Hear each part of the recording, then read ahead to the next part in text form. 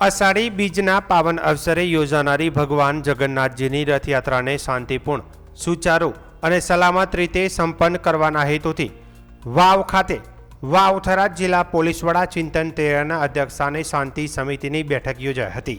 બેઠકમાં તાલુકા ભાજપ પ્રમુખ રામસિંગભાઈ રાજપૂત, વાવ સરપંચ delegate Bhurabhai Rajput, delegate ધેગાભાઈ Rajput, વાવ વેપારી એસોસિએશન, સોની એસોસિએશનના પ્રતિનિધિઓ તેમજ વાવના પ્રબુદ્ધ નાગરિકો, યુવાનો અને ગ્રામજનો મોટી સંખ્યામાં હાજર રહ્યા હતા।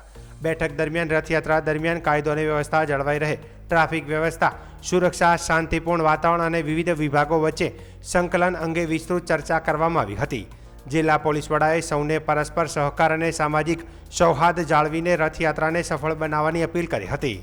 બેઠકના અંતે જિલ્લા પોલીસ વડા ચિંતન તેરૈયાએ વાવ પોલીસ સ્ટાફ, હોમગાર્ડ અને જીઆરડીના જવાનો સાથે રથયાત્રાના નિર્ધારિત રૂટનું સ્થળ પર જઈ નિરીક્ષણ કર્યું હતું।